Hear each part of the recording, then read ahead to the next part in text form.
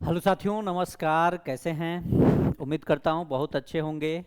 और इस अच्छे दिनों की शुरुआत हम लोग एक अच्छे न्यूज के साथ करने वाले हैं। और अच्छे आपके दैनिक जीवन से जो जुड़ी हुई जानकारी होती है, उस सभी जानकारियों को लेकर के मैं आप लोगों के बीच में उपस्थित हूँ। और शिक्षा विभाग से संबंधित खास करके जो जानकारी है, उसके अनुसार जो भी क्या क्या प्रक्रिया चल रही है, जो माननीय शिक्षा मंत्री जी का कार्य योजना है, उस कार्य योजना में क्या परिवर्तन हुआ है, क्या क्या चीज़ें हो गई हैं, और दो टारगेट जो पूरे हुए हैं उसके बाद से तीसरा टारगेट क्या है, किस चीज पे नजर है माननीय शिक्षा मंत्री जी की, इन सभी बिंदुओं पे हम बात करने के लिए आप लोगों के बीच में उपस्थित हैं। तो प्लीज प्लीज प्लीज आप लोग मिशन 50 को सब्सक्राइब करके जरूर रखिएगा। जो भी जानकारी होगा सटीक और बिल्कुल प्रमाण सहित मैं आप लोगों के बीच में आज उपस्थित हूं, और एक एक बिंदु पे हम लोग बात करने का प्रयास भी करेंगे। अच्छा, अब यहाँ पे एक चीज और आप लोगों को समझना होगा कि जो दो टारगेट, जो 100 दिनों का जो टारगेट दिया गया था, उस 100 दिनों के टारगेट में क्या क्या चीजें आप लोगों के बीच में देखने को मिली है। उससे पहले मैं आपको एक जानकारी दे देना चाहता हूं। ये जानकारी आप लोग समझिएगा।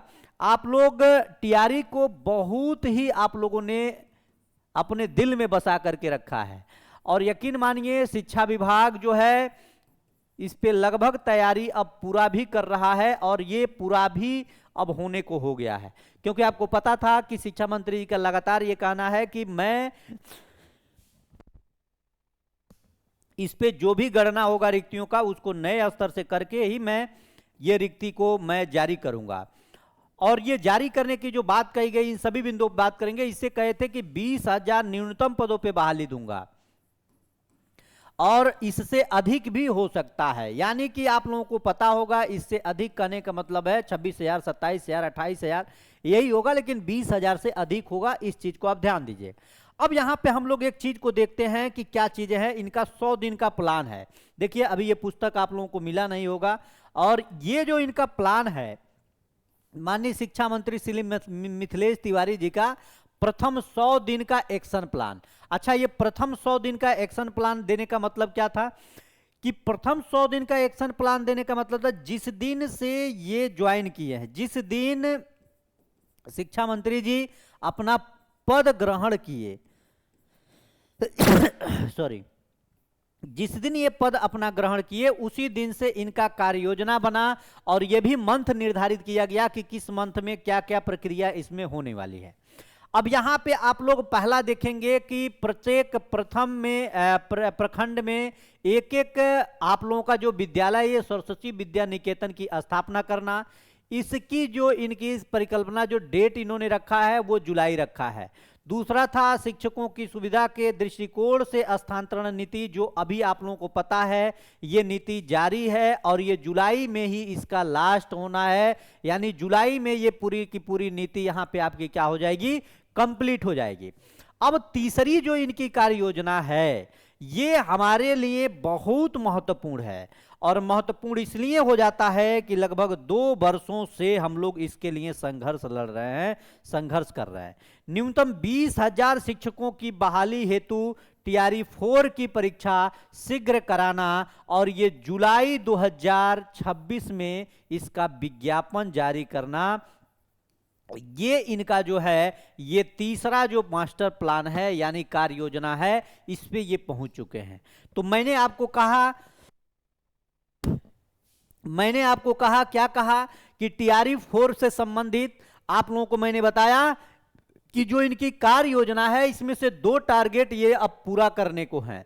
यानी पहला टारगेट मॉडल स्कूल, मॉडल विद्यालय का है, ये तो लगभग कंप्लीट कर लिए, जो जुलाई तक ये सब कुछ फाइनल हो जाएगा।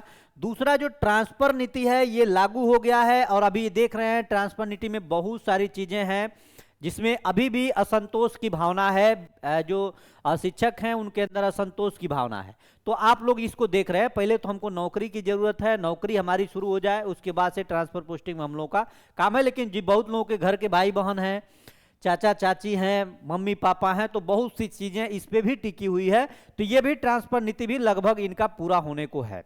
अब ये जुलाई जो लक्ष्य रखा गया है, और ये बड़ी परीक्षा का है घोषणा, याद रखिएगा ये बड़ी परीक्षा है। लगभग इसमें 12 से 13 लाख अभ्यर्थी इसमें अपीयर होंगे, याद रखना 12 से 13 लाख अभ्यर्थी इस परीक्षा में शामिल होंगे, क्योंकि आपको पता है इसके पहले एसटीटी का भी आयोजन, उसके पहले सीटेट का आयोजन, ये सभी प्रक्रिया को इसमें शामिल करते हुए ये बड़ी परीक्षा का आयोजन होगा। और इस कार्य योजना की तीसरी जो सबसे महत्वपूर्ण जो कार्यशैली होगी और ये योजना होगा वो होगा आपका टीआरई 4.0। और टीआरई 4.0 उन्होंने कहा है कि 20,000 जो पद है, 20,000 पदों पर बहाली, यानी हर वर्ष करने का बात, लेकिन इस बार जो टीआरई 4 में विज्ञापन देने को जो बात कहा गया है ये 20,000 से अधिक होगा, यानी कम नहीं होगा, ये अधिक होगा। 20,000 से अधिक पदों पे बहाली इनका देने का जो टारगेट है इस कार्य योजना 100 दिन के मास्टर प्लान में इनका तीसरा जो मास्टर प्लान है। तो अब आप समझिएगा, अब आप लोगों को लग रहा होगा कि सर अगर मान लीजिए कि ये विज्ञापन जुलाई में किसी तरह से, अगर हर स्थिति संभव है कि जुलाई में, क्योंकि उनको जरा लगातार शिक्षा मंत्री ने कहा कि प्राण जाए पर वचन न जाई, अब जुलाई तो जुलाई, तो भैया अच्छी बात है, रघुकुल रीत सदा चली आई, प्राण जाए पर वचन न जाई। आपको पता है कि माननीय शिक्षा मंत्री जी बहुत पूजा पाठ करने वाले इंसान हैं और अपने धर्म के प्रति होना भी चाहिए, सबको होना चाहिए, उसी तरह से मंत्री जी भी हैं। तो मंत्री जी का कथन है कि प्राण जाए पर वचन न जाई, और जुलाई में ही नोटिफिकेशन आई। ठीक, जुलाई में नोटिफिकेशन आई, तो नोटिफिकेशन आई जुलाई में, तो आप समझ सकते हैं अगर नोटिफिकेशन जुलाई में आई तो जुलाई में आई तो सितंबर में परीक्षा हो जाएगी, सितंबर में परीक्षा हो जाएगा, उसी डेट पे 23 से 27 वाले डेट पे पेपर होगा। अब ये एक बड़ी बात आप लोगों के मन में चल रहा है कि क्या पीटी होगा और मेंस भी होगा, तो आपको मैं बार बार कह रहा हूं दोनों के लिए आप तैयार रहिए। फिर मैं कह रहा हूं दोनों के लिए तैयार रहिए। इस समय आप आंदोलन करने की स्थिति में नहीं, इस समय आप पढ़ने की स्थिति में है। और याद रखिए, ये अगर पीटी और मेंस लागू होता है तो हमारी लड़ाई जारी रहेगी, ऐसा नहीं कि लड़ाई नहीं जारी रहेगी। हम अपना जो भी पुरजोर समर्थन होगा देंगे, लड़ेंगे, करेंगे। लेकिन आपसे मेरा अपील है कि जो पैटर्न आपका रहा है, और एक बात और सामने जो निकल करके आ रही है, अगर पीटी और मेंस की यहां पे बात आई तो याद रखिएगा यहां पे पेडागोजी भी जोड़ा जा सकता है, पेडागोजी को भी यहां पे मेंशन किया जा सकता है, जोड़ा जा सकता है। तो इसलिए मैं आपसे कह रहा हूं कि आप पढ़ाई को जारी रखिए। अगर पढ़ाई जारी नहीं रहेगा तो दिक्कतों का सामना आपको करना पड़ेगा। ठीक है, तो सर्वप्रथम आप इन सभी बिंदुओं पे ध्यान दीजिए और अपने पढ़ाई को ये लक्ष्य मान के चलिए, सितंबर में आपको क्या देना है, पीटी देना ही पड़ेगा। और इसमें पेडागोजी की भी भूमिका आ सकती है, लेकिन अभी ऐसा कोई भी ऑफिशियल इसमें ऑथेंटिक चीजें नहीं सामने आ रही है, ना कोई बोलने को तैयार है। तो बस आप वेट करिए और पढ़ाई करते रहिए। बाकी इस सितंबर को अपना मेन आधार मान करके पढ़ाई करिए, इसके साथ और ज्यादा आपको सोचने और विचारने की आवश्यकता नहीं है। ठीक है, और जिन लोगों का कमेंट आ रहा है असिस्टेंट प्रोफेसर को लेकर के, मैं उस पर आप लोगों के बीच में जुड़ूंगा। बहुत बहुत धन्यवाद, नमस्कार, जय हिंद।